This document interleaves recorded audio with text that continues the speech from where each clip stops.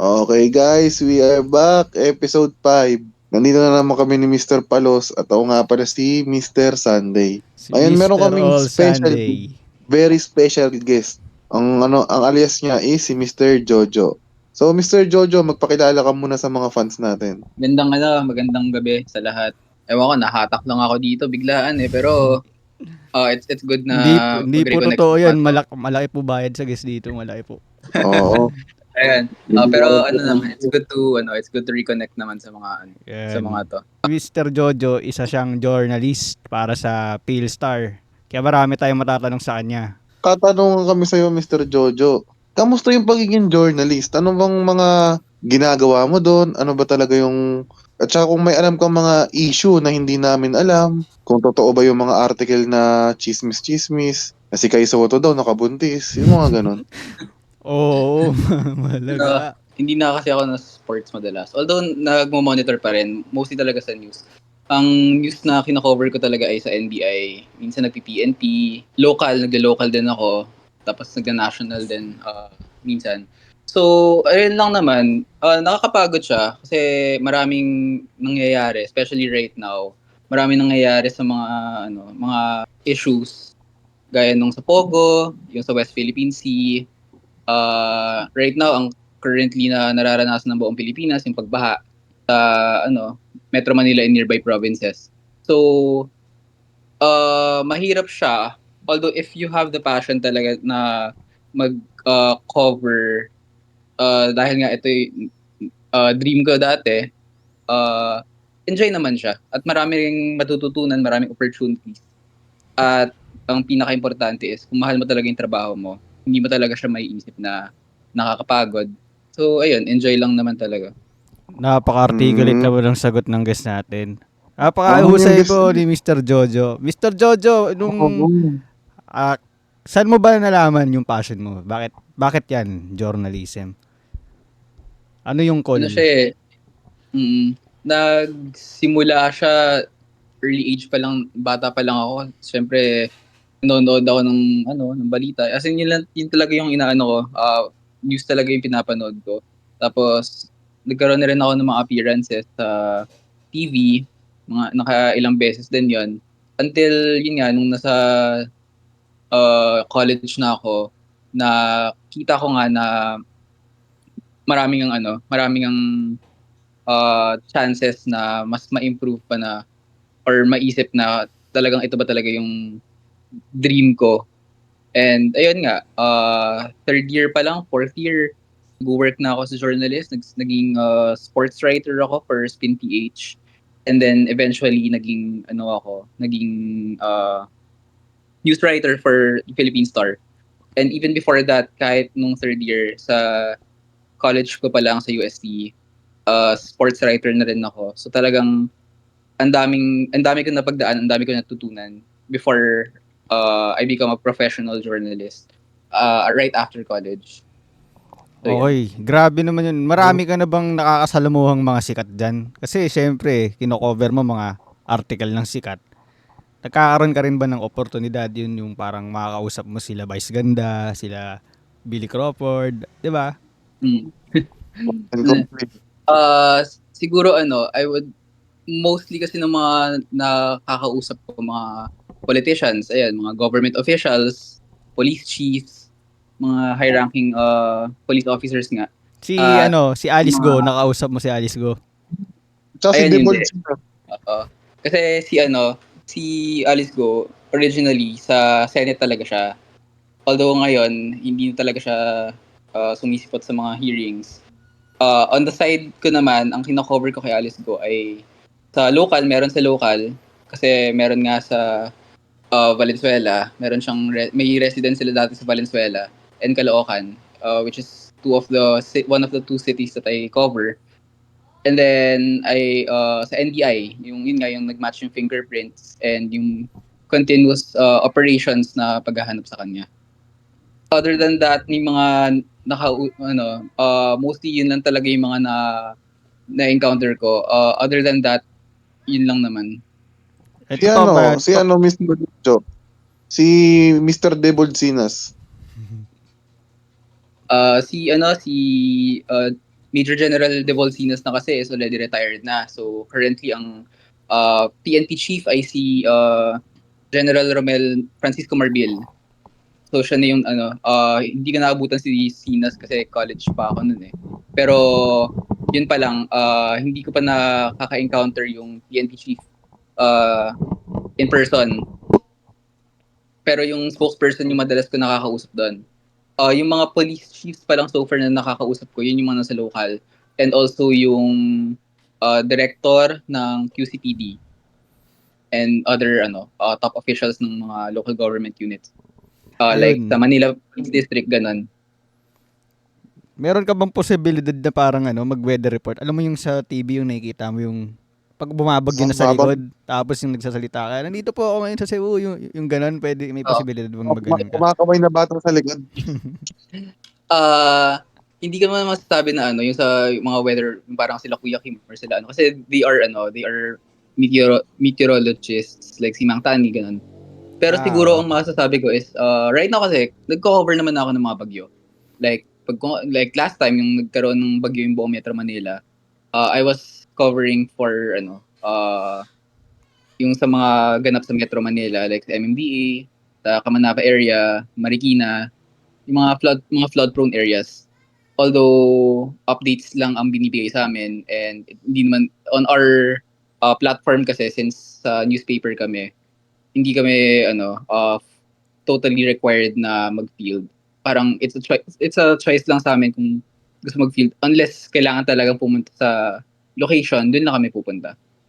Okay, pero yung normal kasi 'di ba nagra-write ka ng articles, di madalas ka lang work from home, remote lang.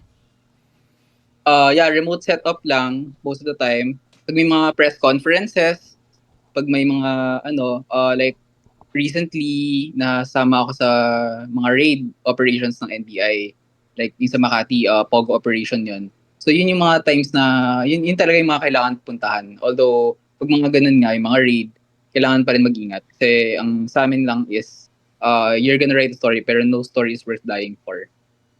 Okay, sa Ah, totoo ba sa tingin mo kay Alice Go? Bakit nawala si Alice Go? Sa tingin mo espiya ba siya?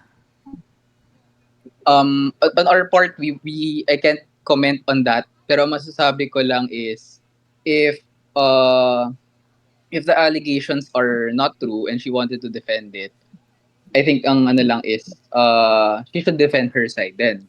Pero with the facts na nakalatag na lahat yung fingerprint and yung signatures na nagma-match dun from Go Haping and yung kay Alice Go, they both match.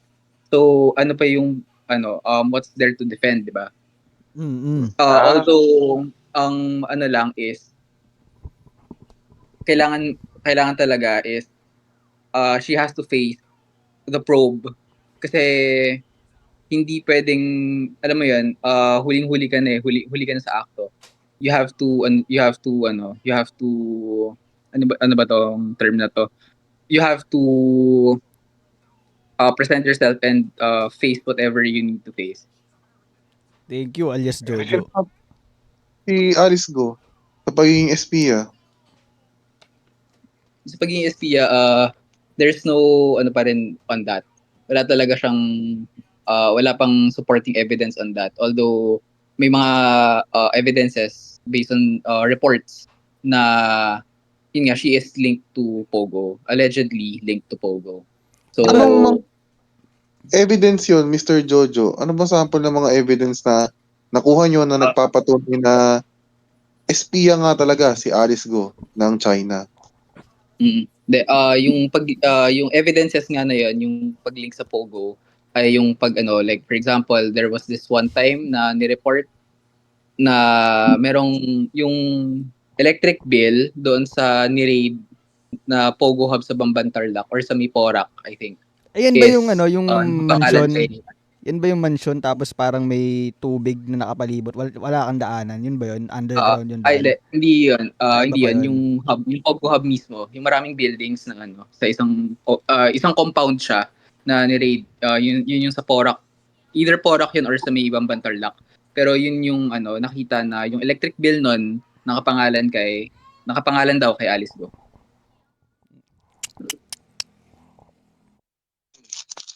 Guys, ang dami nating nalalaman na kakaiba dito kay Mr. Jojo. Napaka-good find talaga ng guest na to. May mapapala tayo.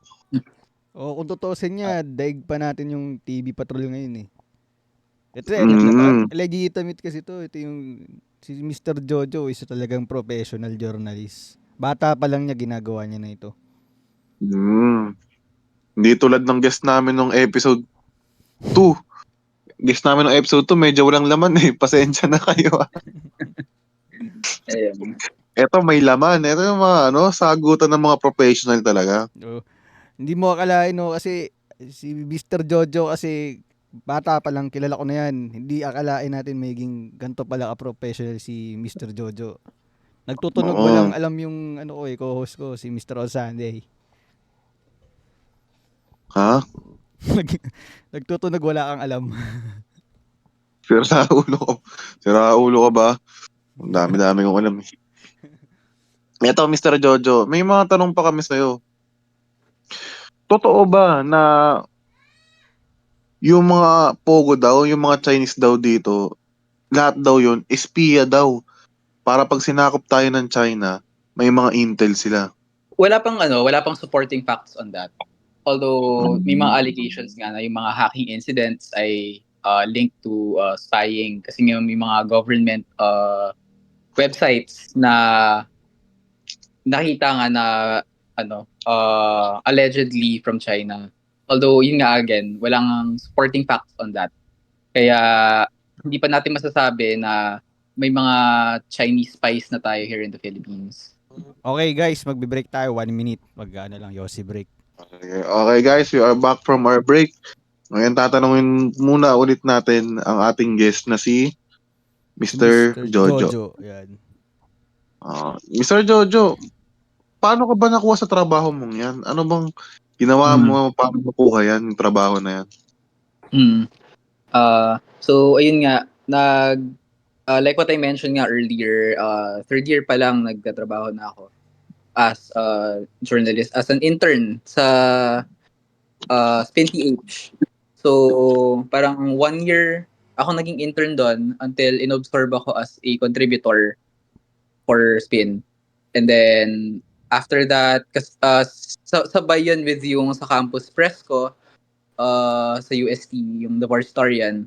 And then, eventually, 1 year, sabi ko, parang gusto kong mag-try ng ibang work na, alam mo yun, since, contributor freelance yung work, let's face reality, minsan kailangan din natin ng, kumita, na on a regular basis. So, sabi ko, gusto ko mag-apply ng full-time na work na pwede kong andun pa rin yung journalism. I wanted to stick with sports pero hindi ako pinalad doon na as a full-time journalist, sports journalist. So I tried applying sa Philippine Star kasi nag-i-invite yung professor ko who works there para makaano sa Philippine Star, mag-apply. So I tried to apply, sa awa ng Diyos na ano ako, and even until now, dito pa rin ako. So, ayun, medyo, kasi it took me almost a year after graduation bago ako makahanap ng work. Kasi I tried to apply for different media outlets. Some were unsuccessful, yung iba hindi na ako binalikan. And then, ayun nga, then came yung sa Philippine Star. And happy naman ako dito sa work ko na to. Like, ang dami kong natututunan, ang daming opportunities. Marami ring, yun nga, maraming connections na make with other people of all walks of life. And siguro yun lang masasabi ko about my work right now. Wow, grabe. Yun yung realidad eh. Kasi pagka-graduate mo ng college, talagang ito si Mr. Jojo umabot pa talaga ng 1 taon bago nakahanap ng trabaho. Meron bang punto doon na parang gusto mo na sumuko? Kasi 1 year, sabi mo, di ba? Siyempre, sa kalagitnaan nung time na yun, nahirapan ka makahanap ng trabaho, ang dami nagre-reject sa'yo. Tapos, dumating ba yun sa punto na nag-iisip ka ng ibang job opportunity? Parang, kung magbabarista ka na lang, di ba? Kasi kailangan mo kumita eh. Ano, Siguro ano, actually, nung first day pa lang eh. First day ko pa lang sa work ko nun sa Philippine Star. Parang doon ako nag-iisip na na what if tumagal lang ako dito ng 1 month ganon. Tapos try ko maghanap kasi nung first day ko sa ano sa Philstar, sobrang parang hindi ako sanay sa ganong setup na kasi pag sa sports, alam mo na kung saan ka pupunta, alam mo na kung ano ibabalita mo, expected na okay, may games na ganito, dito yung venue. Pero yung first day ko sa Star, parang ikaw talaga maghahanap ng balita mo na kailangan may mga lalabas ka kasi nung time na yon lumalabas-labas pa ako kasi siyempre wala pa akong contacts noon. So, nag-aano ako, parang nung first day ko pa lang, ang una ko agad na balita noon, shooting incident sa Caloocan. So, hindi ako sanay sa mga ganun pa. Siyempre, given naman na baguhan, tapos galing pa sa sports, yun yung nakasanayan ko. So, siyempre, it's a new arena for me na it's a new environment for me na ganun yung mga nababalita ko. Until eventually, na overcome ko naman siya. And parang when you see news na ganun, parang okay, it's just a normal day for me na yung trabaho ko lang is alamin kung ano yung nangyari and isusulat ko siya. So, ganun na yung naging ko. Pero dati talaga sobrang na parang first day ko pa lang, yun agad yung unang bumungad sa akin. Tapos doon ako nag-iisip na what if 1 month lang ako dito. Na ko lang yung thought na yon, na outgrow ko lang yung thought na yon kasi I've been parang kinausap ako ng mga ng family ko, ng girlfriend ko, ng mga friends ko na maraming opportunities diyan na so if I stay kasi masasayang din kapag hindi ka nagstay diyan. And ayun nga, nakita ko nga siya eventually. I was able to to go to other places like dati pinag-cover ako sa Philippine Coast Guard. Nakapunta na ako ng West Philippine Sea. Tapos just recently earlier this year, pinadala ako sa Mindanao. And all that lahat ng mga na-realize ko lang din na ito yung mga nakikita ko ngayon, ito lang yung dating napapanood ko lang sa TV. And also, yung mga nakakasama ko sa work, ito lang din yung mga napapanood ko sa TV, naririnig ko sa dyaryo, nababasa ko lang sa online or sa dyaryo. Tapos, nakakatuwa lang isipin na uh, you're in the industry that you once dreamed of. And lahat ng mga nakikita mo, nakakasama mo, alam mong you're part of them, you're one of them na. Okay. Ah, Looking back, Mr. Jojo, kasi sabi mo nung day one mo sa Philstar, pressured ka, hindi mo alam kung tatagal ka dito. Pero ngayon, kano katagal ka na ba sa Philstar? Uh, Mag-aano na ako, more than 1 year na ako sa Star. Ayan, ikumpara mo yung first day mo tsaka yung ngayon mo. Mm. Ano sa tingin mo yung difference ng skill set, sa confidence? Anong masasabi mo doon? Masasabi ko siguro doon, uh, yung pagsusulat, yung style ng pagsusulat. Kasi syempre dati, when you're writing kasi the news, meron kasing style yon. Although may basic knowledge naman ako on how to write news articles based on yung mga napag-aralan namin. And yun nga yung Pero iba kasi kasi yung news na inaano mo is hard news. Unlike dati pag nasa sports ka, syempre may doon, may excitement, may mga ibang times na hindi mo talaga siya mailalagay sa news articles mo. Yung style ng pagsusulat ko na alam ko and yung style na gusto ng mga editors ko. So, uh, I think ang masasabi ko na malaking difference from day one until now is that nung day one ko, syempre, nandun yung nag-a-adjust, you're starting to learn new things. And right now, hindi ko naman masasabi na talagang yung tipong veterano na ako sa ganitong industry. Kasi andun pa rin yung learning process. Pero parang madali na siyang ma-absorb right now. Kasi dahil nga sa araw-araw ako nagsusulat since day one. And dun na naho-hone yung skills ko na ito na pala, ganito pala yung yung tamang pagsusulat, ganito na pala yung tamang kumuha ng anggulo sa report. So ayun, actually nga nung first few months ko ah, sa Star, siguro sabihin natin mga first 5 or 6 months ko sa Star. Araw-araw 'yan, pinapagsabihan ako ng editor ko na mali yan, ba't ganito yung anggulo mo, marunong ka ba talaga magsulat, yung mga gano'n. So I didn't take it personally, but rather, naano ko na this is a way for me to learn from it and eventually ano ko, mag-grow yung skill ko sa pagsusulat. So right now, more than a year in this industry, in this company, parang masasabi ko na ito na siguro yung ano ko, ito na parang I'm already writing well, ang dami ko ng nasusulat and ayun. Okay, ang ganda na sagot ni Mr. Jojo. Mr. Jojo, sa sitwasyon mo ngayon, tulad ya, sabi mo, na pangarap mo lang dati, tapos ngayon nandyan ka na. Ano Mhm. naman, what's next naman sa'yo? Like, ano ka ba? Mag-i-stay ka pa rin dyan or mag-iiba ka naman ng ng destinasyon? Mm. So right now, okay pa naman ako sa like sobrang enjoy. So wala pa naman akong plans na lumipat or something. Siguro we'll see in the next 5 years kung ganito pa rin yung feeling.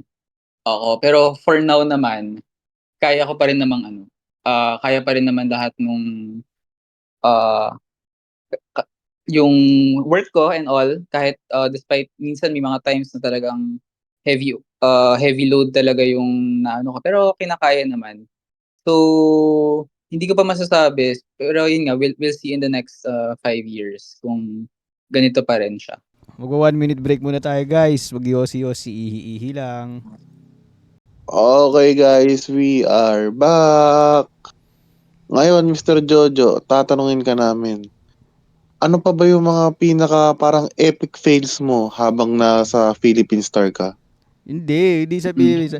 Ano ba yung mga Mm. memorable experiences mo sa college mo yan? Sa journalism, ano masasabi mo sa mga tao sa journalism? Nakakatawa ba? Para ba silang high school? Nakakatawa rin? May joker, Oo. ganun. Mm. When it comes to naman, yung sa mga nakakasama kong mga reporters, sila, despite na do'n mo makikita talaga na despite na magkakaiba ng network ng kumpanya, kapag may mga balita talaga minsan nagtutulungan 'yan, "O anong anggulo natin, anong natin dito, ganito, ganyan." Ah, Hindi siya yung parang, "Ay GMA ka, dapat ganito, ganyan." Tapos ABS-CBN. Ang tingin kasi ng mga tao minsan kapag sa mga gano'n ay, magkalaban so hindi puwedeng Pero behind the cameras, behind everything, mag-aano talaga 'yan. Like for example sa'kin sa ko, may mga kaibigan ako from other companies like Inquirer, meron din ako from Manila Times, from So ano, maano mo talaga sila, they're approachable naman and kung kailangan parang rin kami, tulong-tulungan lang talaga para lang mahatid yung balita para sa mga tao. So, although people see it as a competition, for us, we don't see it as a competition. Mm. Uh, Minsan nagiging mo rin talaga sila, nagiging kaibigan and although hindi ko pa na-experience pero may mga iba talaga na alam mo yun, talagang matatawag mo close friends or something like that.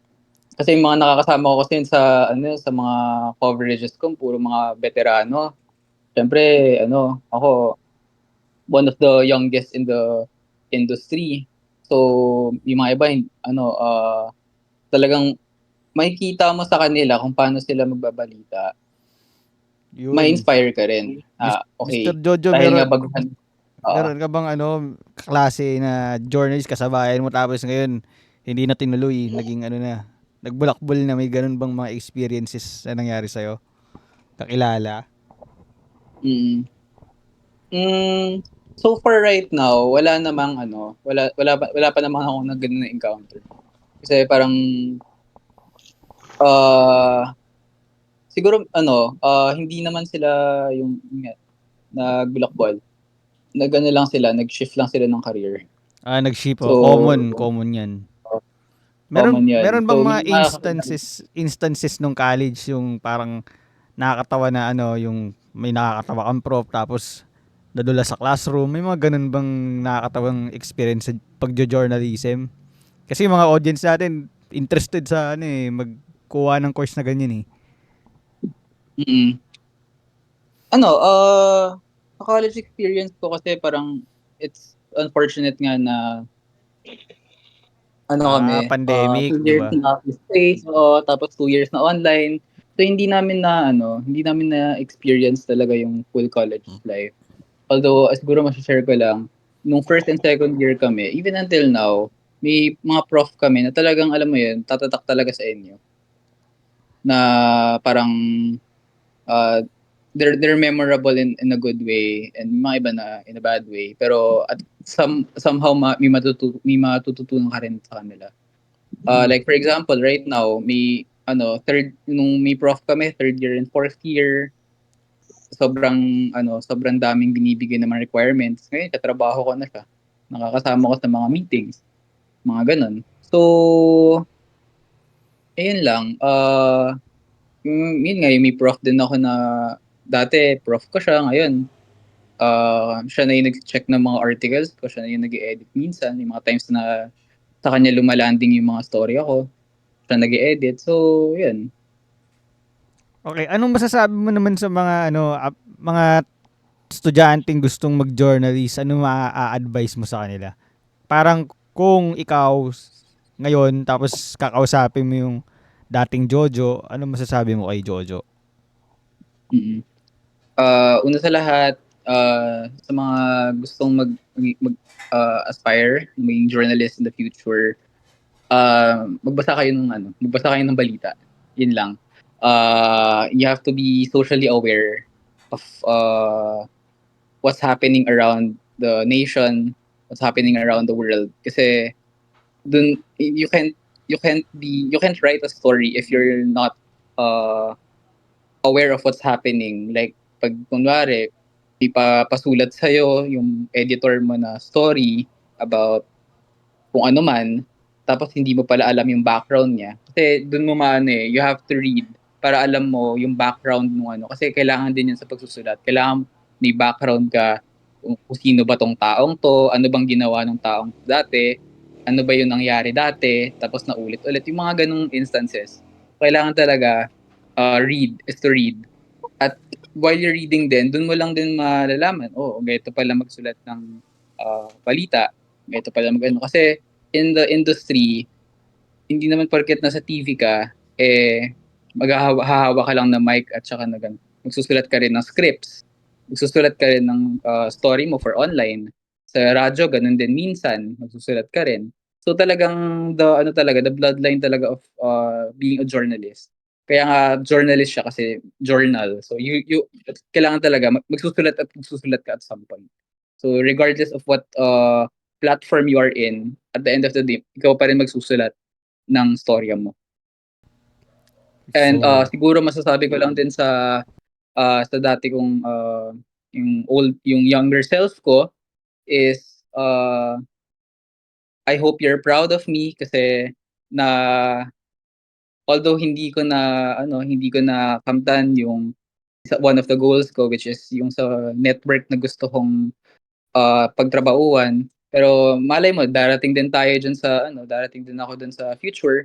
Pero for now, still in the industry pa rin naman, and I hope I made him happy. yun, Mr. napaka-ganda, napaka-inspiring naman. Kaya yung mga dyan Mr. gustong mag-journal. So, sundan natin yung yapak ni Mr. Jojo. Ano po yun, Mr. All Sunday? Mr. Jojo, may tanong ako, Mr. Jojo. Paano pag kunwari nasa Philstar ka pa? Pero Mm. bigla kang inanok ng spin.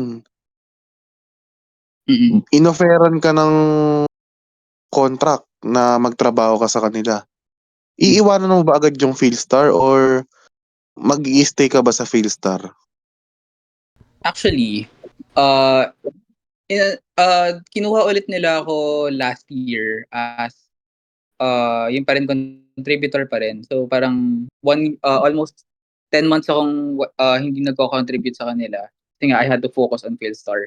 So kinuha naman nila ako last year to cover naman for NCAA. So yun yung sinabay ko with Philstar. So I don't think it would be a problem if they would get me again as kahit contributor. Pero Ah, kung if they would offer me full time, siguro I would still go with Philstar pa rin kasi mas mas malaki din yung may opportunities pa rin naman yung Okay. ko sa Although, yan. Pero may plans ka ba mag-abroad? Like yung mga tulad ng platform na CNN, yung mga ganun ka big time. May pangarap ka ba na ganun? When it comes to yung job siguro, hindi naman siya nawawala yung mga ganong options. Pero siguro kung mag-a-abroad ako, travel siguro. Pero yung finding work na journalism pa rin abroad, will have to pa rin, I'll have to stick with yung sa Philippine setting for now. So pero hindi natin masasabi na if in the future baka we don't know, baka magkaroon ako ng ganung opportunity. Pero I think for now, I'm still good pa rin naman with the Philippine setting ng pagbabalita. Despite its dangers. mm. So, Mr. Jojo, ano ba yung pinaka-dangerous mong experience dyan sa line of work mo? May na-experience ka ba na may parang nagbabarilan, malapit ka, mga ganon? So far naman ang I can't say na dangerous. Pero yung mga ganung yung mga ganung balita na may nagbabari na malapit, wala pa naman akong na-experience na ganun. And wag naman sana na, siguro, may experience ko pero I hope hindi ako madamay sa mga ganun. I can't say na dangerous din. Yung experience ko na yun was dangerous. It was nasa danger zone pero hindi ko nasasabi kasi wala namang threats directly on us at that time. Pero yun nga yung ako sa pinadala ako sa Mindanao, sa may Cotabato and Maguindanao, Del Sur and Del Norte. There was this one town na kinailangan naming magsuot ng helmet at saka ng bulletproof vest dati. Dahil nga recently nagkaroon dun ng ambush ng isang terrorist group doon sa Maguindanao del Sur. Apo So, sa'yo ba yun? hindi siya Abu Sayyaf. Mm. Currently yung Abu Sayyaf parang laying low sila as of the moment. Pero merong yung may terrorist group who was behind the bombing yung uh, sa may Marawi last year na Oo. they were the ones responsible for the recent ambushes doon sa area na yon. Pero sa awa naman ng Diyos na we were back home safe. Tandito ako kasi kung wala ako dito ngayon, kung may nangyari sa akin doon. Pero ayun lang, parang that was the first for me na makapunta sa Mindanao ever. And hindi ko in-expect na ang first time kong pumunta ng Mindanao ay makaka-experience ako na magsuot ng helmet tsaka ng bulletproof vest for safety. So, hindi ko never in my uh, wildest dreams na makaka-experience ako ng ganun. So, ayun. Mr. Jojo, payag ka ba kung sabihin natin pumunta ka sa Mindanao tapos biglang lumusob yung mga Abu Sayyaf tapos ikaw yung may baril tapos napatay mo yung mga Abu Sayyaf. Payag ka ba na parang maging bayani ka? Uh, it would be a possibility na talagang yan ako sa nabayani. Pero I don't think that would be kasi kung sakali naman na magkaroon ng ambush nga ng maano ka naman. Andun naman yung military, andun naman yung So sila mostly yung at they're gonna they're gonna shelter us away from yung red zone. So I don't Tama, think tama. siya. Kasi andun naman yung AFP, andun naman yung Hindi, pero sabihin PNP. natin, ano lang, hypothetically lang, parang ikaw yung sumalba talaga. 'Di ba? Naubos mo yung Abu Sayyaf. Mhm. Tapos ngayon bayani ka na. Tapos nirewardan ka bigla ng 100 milyon ng presidente. Ano sa tingin mo gagawin mo sa newfound success mo? Ano yung Mm. magagawin mo? Like, charity ka Bigay daw ba? sa Mm. Siguro I would take the award, and if there was money involved, then siguro tutulong din ako sa ibang tao na nangangailangan financial help. Kasi syempre ang bigay naman ng government is also from taxpayers money. So parang it's my rin na to help the people, give it back to the people.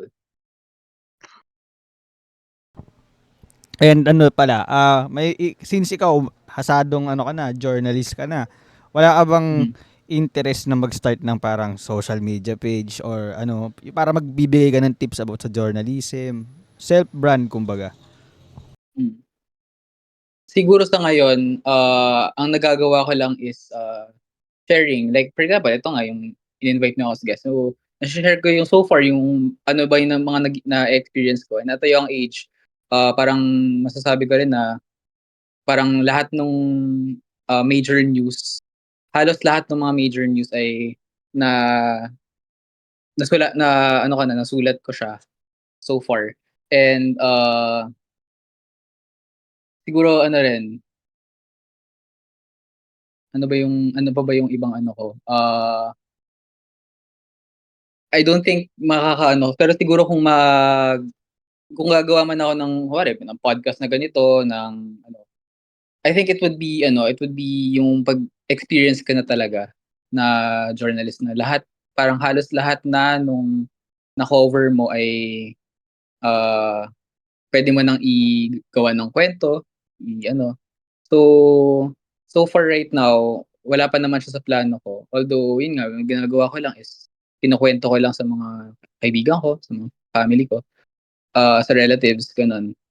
So, yun pala yung mga nagagawa ko. Pero yung talaga, yung wala rin kasi akong time for yung mag-edit ng mga videos or kahit day off ko minsan may work pa rin ako. So I don't see it coming anytime soon. Mm, okay.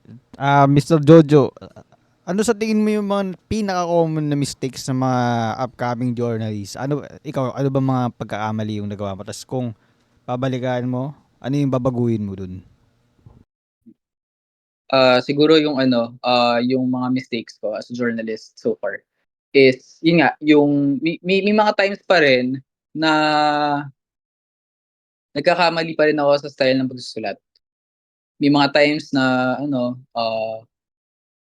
ang pinakasakit ng mga journalist is yung grammar.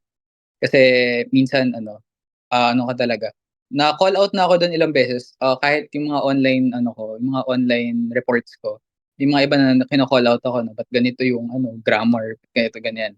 So, kung babalikan ko man yung is yung grammar talaga. Kasi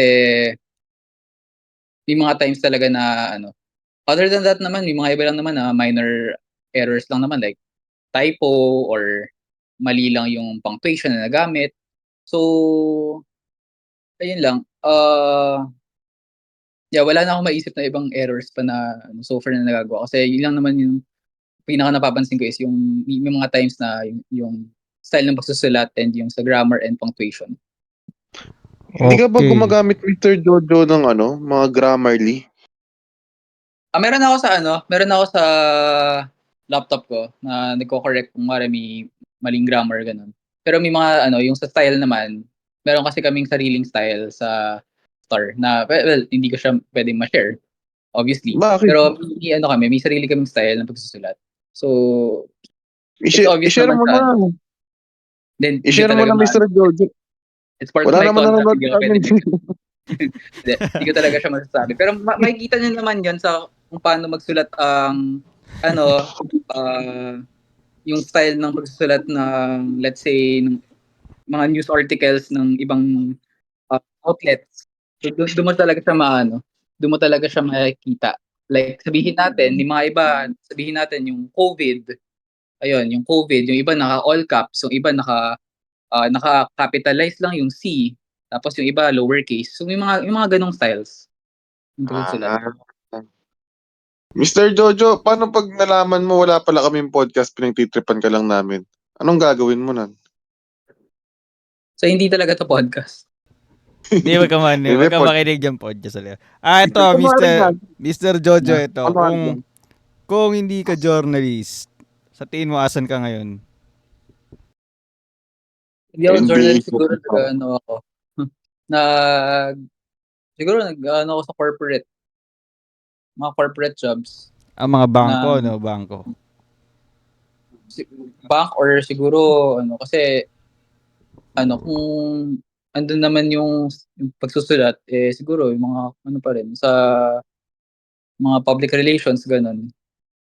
Although may journalism pa rin naman doon pero hindi siya yung yung sa news talaga. Pero yan more of public mga press releases ganun, mga PR. So, feeling ko doon ako mapupunta kung siguro hindi ako na pinatuloy yung pagiging mamamahayag. Mr. Jojo, may anak ka na ba? May bala ka ba mag-anak? Ayun, yun yung isa naming pinag-agrihan ng girlfriend ko na kung sakali man in the future, wala talaga kaming balak mag-aanak. Kasi considering the economy that we have right now, parang it's not ideal for us na magkaroon ng anak kasi hindi rin ma-sustain like yung pag-aaral, yung pagkain and everything. So hindi talaga ideal sa amin pa or hindi talaga ideal sa amin na parang we have no plans na magkaroon ng anak in the near future, in the future. Tama, Mr. Pero- Jojo. pero, Ayan ang tamang mindset. Mr. Jojo, sa tingin mo ganito, kung ano mas maganda, kung mag-anak ka ng bata o mag-anak ka ng matanda ka na? Mag-anak Ito ka na the may ideal kinalaman. siguro kung magkaroon ng anak na pag matanda na kasi or siguro if you have the finances kung malaki naman yung kinikita mo sa sa trabaho then why not 'di ba mo kung gusto mo talaga mag-aanak then kailangan marami ka na talaga naipon kasi if you would see kung magkano pa lang ang tuition or kung ipapaaral mo sa public school then okay good pero yung andun pa rin yung pagkain ng pamilya, yung babayaran pa sa mga other expenses and all that. So, you have to be prepared talaga. Kung magkakaroon ka man ng anak, you have to be prepared at para sustento mo ng tama yung anak mo. Kasi hindi lang naman yan parang let's say kotse na pag bumili ka ng kotse maintenance pero hindi naman siya yung parang araw-araw kailangan mo pa maintenance or siguro every 6 months 'di ba or every year kapag maintenance mo siya. Ito kasi 'pag nagkaroon ka ng anak, araw-araw 'yan. So, ano, May kilala ko it's right. minsan lang eh. Ano masasabi mo sa 6 Mr. Jojo? 6 minutes lang. May empire. Oo, 'di ba? Kaya 'yun. Ano masasabi mo, Daw- Mr. Jojo, ano masasabi mo sa mga Pilipinong anak ng anak? Na Gawa ng anak na ginawa nilang negosyo yung gumawa ng anak. Anong masasabi mo sa kanila? ah, pa pag gano'n, kung gagawa ka lang ng anak tapos ibebenta mo man or i-force mo into child labor, it's against the law. Marami ng mga cases na gano'n na gagawa ng anak, ibebenta mo online. It's against the law. marami So, Mr. talaga siya. Jojo. Meron siya, meron. Actually, in the NBI alone, may 2 or 3 recent operations sa NBI na nagbebenta ng anak online for Sino po yung gusto 25,000. ko nun? Pa, anong sense Ano? nun? Yun nga, para magkapera kasi bebenta mo yung anak mo. Ito nga, Ano ba? yung recent operation ng NBI na nagkaroon ng anak na binenta niya online for 25,000. Imagine mo, yun yung halaga ng tao. Ano ba 25,000. gagawin ng buyer sa bata? Anong ginagawa usually? Siguro kung kung may Pasensya ka na, hindi Mr. pinalala Jojo, dun sa co-host ko. Ano pa kasi kahapon lang yung pinanganak eh. Hindi, pero okay lang naman.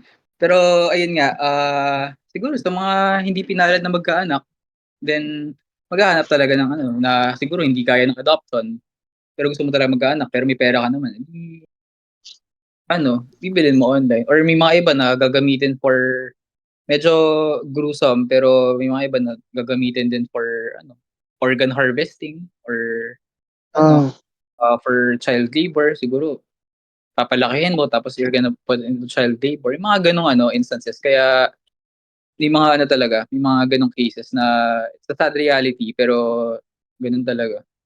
Tsaka napaka-common ng ano ng pagbebenta ng child sa ibang lalo na sa ibang bansa. Talagang mismo nililipat nila sa ibang bansa 'yun eh. Hindi siya Mhm. dapat common na knowledge eh, pero hindi siya masyado nako-cover kasi ewan ko tinatago ng gobyerno 'yun. Pero 'di ba Mm. Mr. Jojo napaka-common na ano, yung mga bata kinikidnap tapos binebenta sa ibang bansa, 'di ba? Ginagawa nilang prostitute. May mga ganun, oo, may mga ganun na may child, yun din, child exploitation. Yung mga ganun, unfortunately. Even here in the Philippines alone, maraming mga batang na-exploit. Lalo na dito Tapos kasi mga kaya client, siguro mahilig yung mga ano dito eh, yung mga matatandang kano, mahilig bumisita dito kasi sa batas natin ano eh, kahit um, wala pang 18 eh, 'di ba? Legal na. mm, marami ang ganong instances. So, ano talaga siya, uh, it's a sad reality nga talaga. Ano masasabi mo doon, Mr. O Sunday? ayun, napaka-educational talaga ng guest natin talaga ngayon, hindi tulad dati. Good find tong guest natin ngayon. Dati talaga parang walang silbi eh. Hindi mo Mm. alam kung ano ginagawa sa buhay eh. Okay, So, siguro, yun na siguro. Ano, Sige ikaw, Mr. O. Mm. Mr. Sir Ah, Jojo, may isa pa akong tanong sa'yo, may isa pa akong tanong sa'yo. mm. Ano ba yung ano, totoo ba daw na yung customs, grabe daw ba corrupt? Yung customs. Oo, at saka ba't hindi kino-cover yung mga ganon? Mm. Actually, kino-cover yung mga ganun. May mga ano naman, may mga cases nga na Kino-over yung ganun, hindi ka lang, hindi ka lang nagbabasa o ano. Oo nga, may no? mga ganun. Although may mga allegations nga na may corruption sa ano, like even before ano the past administration, maraming mga ganung instances. Pero uh, Magtataka pa kung kino-cover eh, laro ka lang ng laro ng Wild Rift. Hindi, Mr. Jojo. Ang ano, wala bang, kunwari, yung mga ganyang issue, wala bang nangaharang sa inyo na, o eto, wag nyo to ibabalita kasi may kapit yung ano dyan, yung mga ganon. Wala bang ganong instances? wala sa ano sa experience ko naman as a journalist, wala pa namang mga ganung instances. Like they would be transparent naman with us. They would provide information. Siguro ang ano lang, ang pag siguro walang comment ang mga sources ko, hindi lang sila magre-reply sa akin. Kunwari may message ko lang sila, i-text ko lang sila, hindi lang sila magme-message about it. Ang ginagawa ko nun ay maghahanap ng ibang source na puwedeng magsalita. Puwedeng sabihin ko na lang kahit kung kailangan talaga ng ano, kung kailangan na kailangan pero hindi puwedeng pangalanan, sabihin ko na lang, "Sige sir, ano puwede namang, on the background lang kayo para hindi maano yung identity niyo." Puwede naman yung gano'n. Basta tanungin mo, ang magandang gawin diyan ay, you should always ask for consent nung sources mo, and you also have to protect them. Para kung sakali man balikan ako, tatanungin, "Sino yung source niyo diyan?" Hindi mo puwedeng sabihin kung sino kasi you ano, you committed to the source na hindi mo siya i-expose. Oh, parang NDA. Parang ano, parang gano'n. Okay. Okay na siguro yung tanong ko. Ikaw ba, Mr. Olsandi, may tanong ka pa? Eto, last na, Mr. Jojo. Totoo ba yun? Nag-ano daw si ano? Si Marcos? Shashabu? Ah, walang supporting facts. Again, Hindi. walang supporting facts on that. Ngiwi daw siya ng ngiwi eh. Di ba ganun daw yun? Ay ano, may video, yun ba yung video Oo. na kumalaman? Oo. Yung video na yun, it was already proven by PNP and the NBI na hindi siya totoo. Kasi it was obviously deep fake yung video. Ah, So hindi parang talaga siya mangkot ka, Mr. parang Jojo ah. parang Parang hindi siya Marcos ka.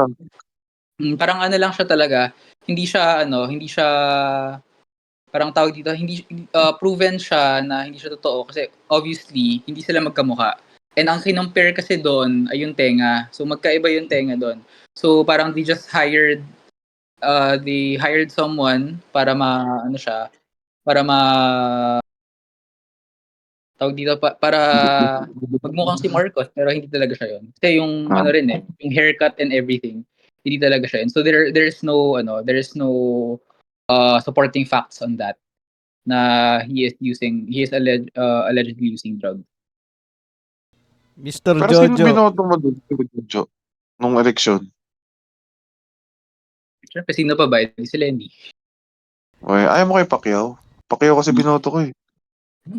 Well, we have our beliefs naman, political beliefs. Kung sino talaga iboboto natin. And like right now, in this upcoming elections, sana naman yung mga tao ay tama yung binoto. Kasi so far sa nakikita natin ngayon sa bansa, maraming mga kailangan pang ayusin.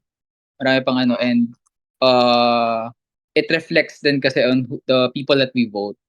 Mhm. So, hopefully, this upcoming elections, we uh, we know who are the right people or who deserves to be in the senatorial seats. pero malabo Oh, na kasi yan, tsaka, Mr. Jojo. Kasi madali na ma-impluwensya yung mga mamayanan. Babayaran mo lang ng 500, baboto ka na. Paano, Yun nga yung yun nga yung yun nga yung reality nga na nakikita natin na kasi alam ng mga politicians na they are uh, let's say easily influence yung mga tao. So it's ano lang dapat siguro kailangan talaga ng voters education para ma-solusyonan yung mga ganito dahil nga ang mindset nga ng mga voters ay boto natin to kasi dating artista, boto natin to kasi uh, pogi. sikat to, kilala to. Iboto natin kasi ganito ganyan. Ganyan lagi yung basis, hindi yung titignan mo ano ba yung nagawa nila at alin dun yung naging effective, ano ba yung nagawa nila in the past 3 or 6 years para nasunod ba nila yung platform nila na ano ba nila naging effective ba siya and all that. So kailangan talaga natin ng voters education para hindi lang ang basis ay kung ano lang nakikita ng mata. Nakikita lang sa mata na parang pakitang tao lang. Ganun. tsaka dapat sana taasan yung requirements para mapag-presidente ka, no? Hindi dapat yung nakapagsalita ka lang ng Tagalog. Dapat sana meron kang 10 years political experience. Ano sa tingin niyo po doon, Ayun, Mr. Jojo? agree naman doon na we really have to kasi if you would see yung batas natin, ang nakalagay lang doon ay ang requirements lang ay marunong magbasa ng Filipino and English at magsulat at magsalita and uh, kailangan din ng na at least Filipino resident ka. So very shallow nun kasi almost everyone naman here in the Philippines kaya naman 'yun. So kailangan talaga taasan natin ang standards ng para makapag kasi kung sa mga empleyado nga bago sila mag-apply ng trabaho, ang daming requirements, NBI clearance, SSS and all that. So sana even in the at minsan may mga iba na kailangan pa kailangan graduate ka sa ganitong school, may mga ganong mindsets na kahit naman you're not from the big four universities, at least and you're capable naman of doing it, go lang. So mga ganon. So I hope ganon din yung standards. Kung ano yung standards natin sa paghahanap ng trabaho kasi trabaho rin naman to and this is public work. So kailangan maano rin yung may taas man lang natin yung standards and requirements for being a Presidency. politician or Yeah. or mga ganon. Kasi syempre yung mga, they have the responsibility to serve the people. So, kailangan kung hindi ka kung hindi ka marunong sa batas and everything, talagang damay talaga ang buong bansa. Tama, tama. Anong masasabi mo kay Mark Anthony Fernandez? Sa tingin mo, ano ba siya? Ducks o Jutes? Una sa lahat, hindi ko kilala kung sino yon. Sino ba yun? Yung artistang nag-bold. Ba yun? Hindi ko kilala talaga yon. Sino yon? Hindi, ito, Mr. Jojo. Pagpapiliin ka, kunwari, dalawa lang yung pagpipili na presidente. Si Marcos o si Isko? Kanino ka? I would say, right now, I would go for Marcos. Ako Kasi, din, Marcos. if, Disco if you would, Moreno if you kasi. would, if you would see kasi si Isko Moreno is he has political both naman have political backgrounds. Backgrounds. Pero if you would see, very lang din yung like sabihin natin si former Mayor Isko Moreno was mayor of Manila 2019-2022. Parang he was, other people were claiming that he was doing that because for show. And kasi makikita mo maraming cameras na nakasunod sa kanya every time na may gagawin siya and everything. May pa rin naman, may effect pa rin even until now under the administration ni Mayor Honey na yung mga projects niya. Ang problem lang, ang question lang dun is if in the long term ganun pa rin in the next administrations. With President Marcos naman, although may mga inconsistencies with his administration, may mga pa rin, parang you would still see na may effect yung mga projects niya. Although may mga iba nga na hindi talaga siya like for example yung mga flood control projects. Bakit 2 days after he reported it, binaha ang Metro Manila, yung mga ganun. So marami pa rin kailangan i-improve. And para masabi natin na kung magiging effective ba yung mga projects niya in the long run. Okay, wala na akong matanong kay Mr. Jojo. Ikaw, Mr. Palos. Okay na ako. Ang dami na information overload na ako kay Mr. Jojo. Ngayon, Mr. Jojo, ikaw naman magtanong sa amin. Tanong ka kay Palos, tanong ka kay Mr. Olsani. May tatanong ka ba? Siguro una ko matatanong, itong kamusta na ba ang natin? Kamusta na ang buhay natin after college? Okay. Anonymous tayo lahat. Anonymous. Ang buhay after college ay isang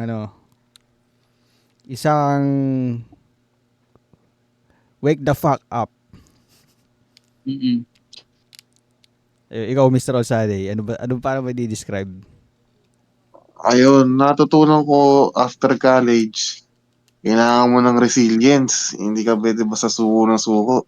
Pero kailangan mo ng Kailangan willpower. kahit anong nangyari, kano kahirap yung buhay, yung ginagawa mo. Kailangan mo tuloy-tuloy, bawal ka sa muko eh. Kundi wala kang mapapala talaga. Mm. Goods naman. Siguro sa karera Ayun.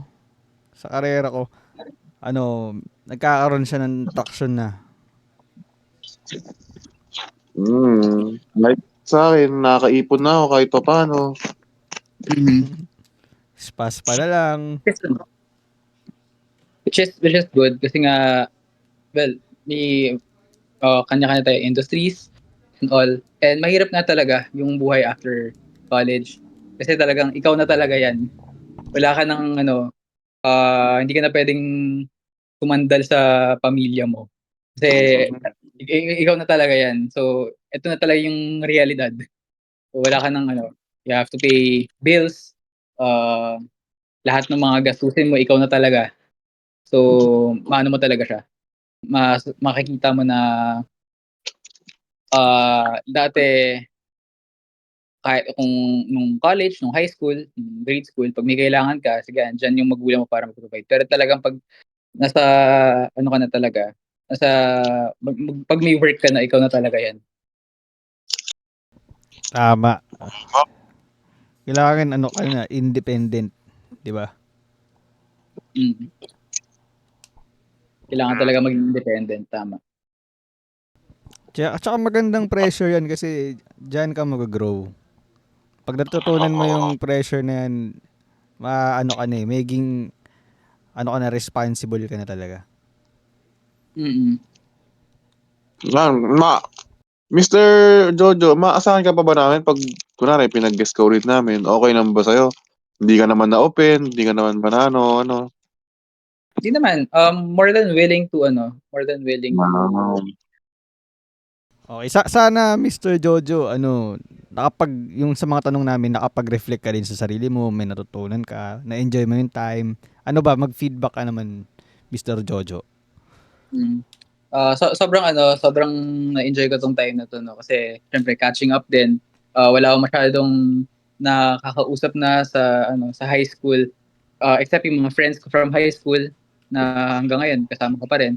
Pero yung sa yung mga klase ko kayo, hindi ko it's a good it's a good opportunity rin na share ko to sa inyo na dati ano lang tayo lokohan lang sa classroom ganun, tapos ngayon ito na tayo, pinag-uusapan na natin yung mga ganito. So ano naman, and uh, more than happy to share yung mga experience ko sa work ko kasi hindi naman lahat nakaka-experience kung ano yung uh, nakikita ko sa work kasi syempre ang trabaho lang ng mga readers ay yun nga magbasa ng manood ng TV, pero hindi nila nakikita kung ano yung nangyayari behind the scenes na yung mga nakikita namin kasi like for example uh, hindi naman lahat ng tao kayang uh, makakita ng patay, mga ganon, yung mga bangkay. We sacrifice ourselves kasi wala kaming choice na makita yung mga ganon.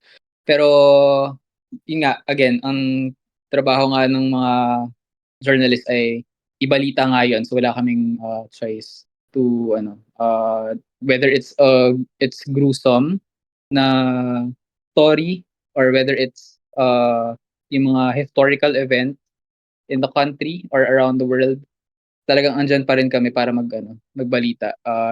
Umulan man, umaraw, bumagyo, lumindol, Yun. any situation, Ted Awesome Pilot. andyan pa rin sound. kami. Yun. O, tsaka Yun ang remark. napakabilis din talaga ng panahon, di ba? Yung tulad yan, sabi mo, naglolokohan tayo sa klase. Dati si Mr. All Sunday, nagwawala pa yan. Nagbabagsak ng Uy, upuan. excuse me. Yung ginagawa yun. Ano na ako sa gilid, nagbabasa. Nangungopya, ganyan. Sobrang Ngayon, nagtatrabaho na sabi niya tayo. talaga, ang daming memorable events ng high school. Pero, eto na tayo ngayon. Siyempre, magmamature tayo eventually. O, tsaka sayang naman na, na hindi natin kinakausap yung mga nakilala nating tao, di ba? Kasi marami tayong matututunan sa kanila. Vice versa din. Okay guys, so okay na. Okay, Mr. Jojo, anong last remark? Ano bang masasabi mo sa mga audience natin? Kung may last Ayan, payo ka pa? so maraming salamat sa lahat ng mga nakinig at I hope marami kayong matutunan or natutunan and laging magbasa at para may kaalaman tayo. So with that, I want to say thank you sa mga nakinig. Okay yan, narinig nyo yung ni Mr. Jojo. Kami lang nanonood. Okay, narinig yung mensahe ni Mr. Jojo. Totoo yan kasi kahit ako dati, nung high school, tinatamad ako manood ng balita. Pero importante yan para maging aware kayo sa nangyayari sa bansa.